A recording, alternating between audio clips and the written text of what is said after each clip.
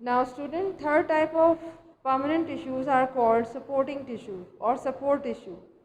जैसा कि नाम से ज़ाहिर है सपोर्ट यानी ऐसे टिश्यूज़ जो पौधे को सहारा मुहैया करते हैं या सहारा फराहम करते हैं।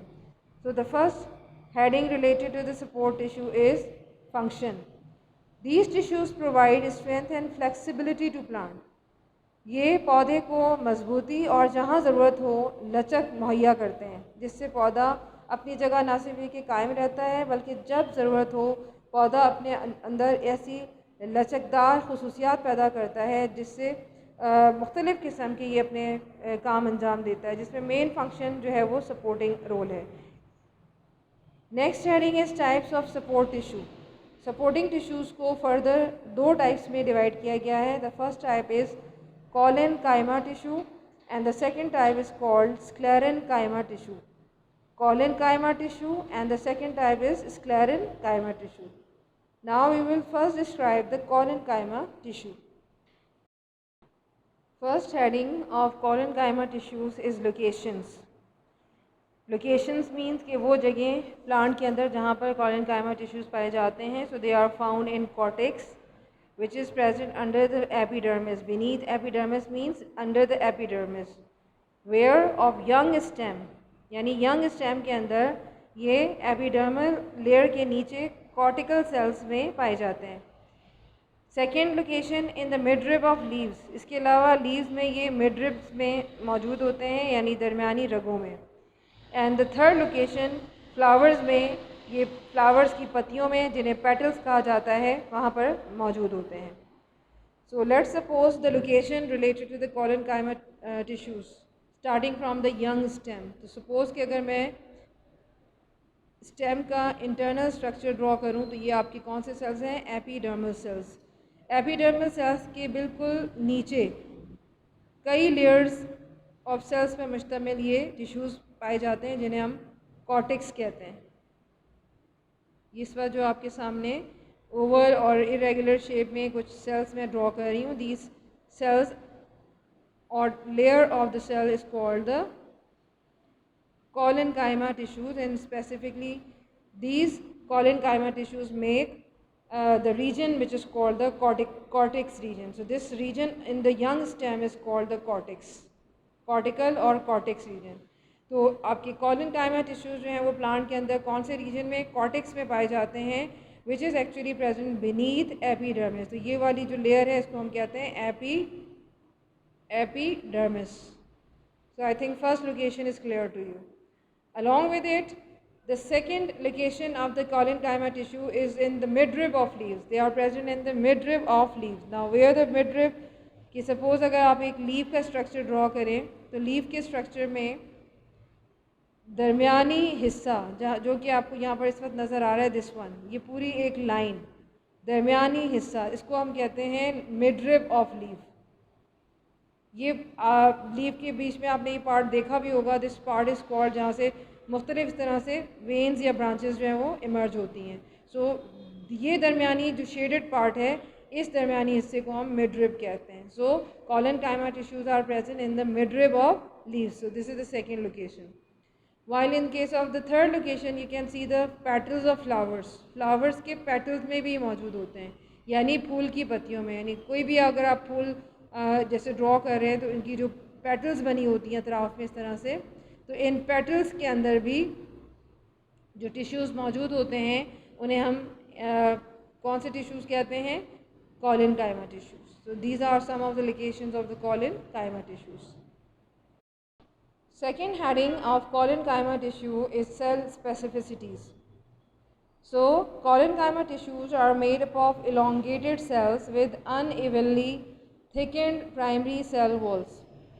अगर हम collenchyma tissues के cells को देखें तो collenchyma cells जो होते हैं या collenchyma tissues के cells जो होते हैं, सपोज़ यहाँ पर मैं 3 सेल्स या 4 सेल्स ड्रॉ कर देती हूँ, तो इन सेल्स की ख़ास बात ये होती है कि ये थोड़े से इलोंगेटेड होते हैं। इलोंगेटेड का मतलब कि जैसा कि ये सेल्स आपको नज़र आ रहे हैं कि ये थोड़े राउंडेड या स्फेरिकल शेप में हैं, तो इनको हम जब ड्रॉ कर रहे होते हैं तो ये नॉर्मली थोड़े से हमने इलोंगेट करके बनाने होते हैं, यानी थोड़ा सा लंबाई के रुख बढ़े, लंबे, elongated का मतलब थोड़े से लंबाई के रुख बड़े।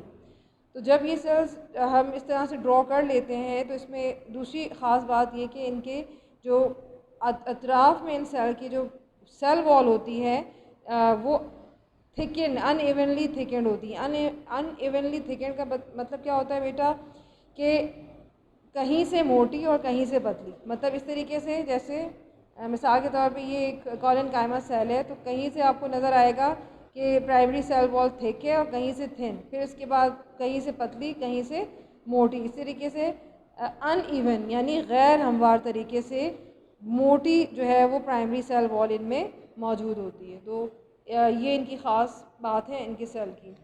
नेक्स्ट हेडिंग जो कि आपने यहाँ पर अब नोट डाउन करनी है, that is related to the function of the collenchyma tissue. So obviously जब हम ये बात करें कि collenchyma tissues are actually the type of supporting tissues, so obviously जो इनका फंक्शन होगा that will be related to the function of the supporting tissues. So what are the basic function they perform?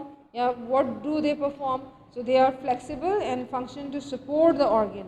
ये इनकी ख़ास बात क्या है कि ये टिश्यूज़ जो हैं वो फ्लेक्सिबल होते हैं, as you know one of the property of the supporting tissues, and their function is to support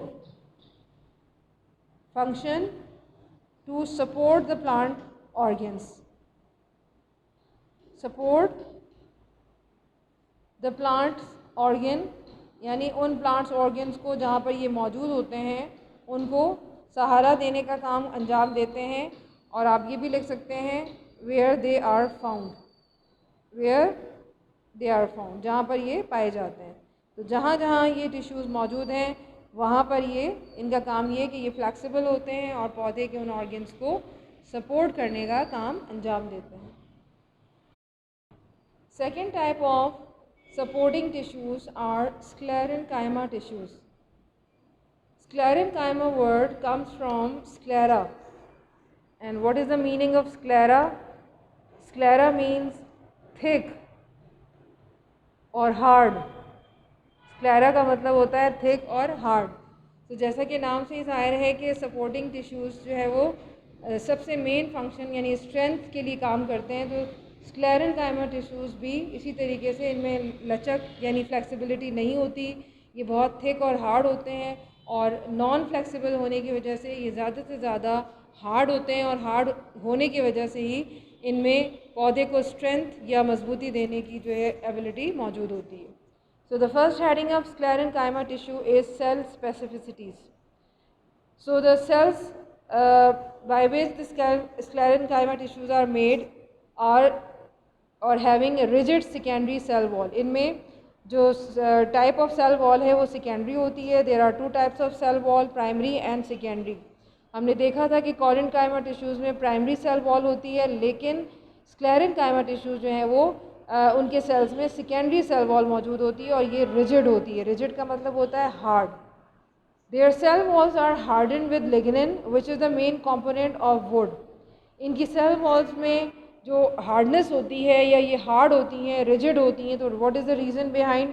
क्योंकि इनकी सेल वॉल एक केमिकल से बनी होती हैं and the name of that chemical is lignin and this is the main component of the wood, जिसकी वजह से हम ये भी कहते हैं कि स्क्लेरेंकाइमा टिश्यूज़ जो हैं वो दरख्त की लकड़ी या स्टेम का सबसे मेन हिस्सा होते हैं due to the presence of this hard chemical called lignin. Along with it, mature sclerenchyma cells cannot elongate and most of them are dead. जैसा कि हमें पता है कि sclerenchyma cells जो हैं जब मेच्योर हो जाते हैं तो वो उनमें elongate करने की या अपने लंबाई के रुख बढ़ने की या ग्रो करने की एबिलिटी नहीं पाई जाती, जिसकी वजह से ज़्यादातर जो sclerenchyma cells या टिश्यूज़ होते हैं वो डेड हो जाते हैं, यानी ज़िंदा नहीं रहते, वो नॉन लिविंग हो जाते हैं। So these are some of the main features related to their cells. Now the function. So due to the hard nature of the sclerenchyma tissues, they provide hardness, and hardness means strength to the different parts of the plant where they are present, especially the wood. And what is wood? Wood हम कहते हैं लकड़ी को, यानी दरख्त की लकड़ी में जो कि आपको पता है कि एक मजबूत हिस्सा होता है दरख्त का, उसमें ये सेल्स या टिश्यूज़ पाए जाते हैं। So you can also mention here the third heading, location. आप लोकेशन में क्या लिखेंगे बेटा? लोकेशन में आप ये लिख सकते हैं कि they are present or found in those parts of the plant which are very hard. Suppose कि आप जो मेन लोकेशन इसका बयान करेंगे और लिखेंगे वो है wood.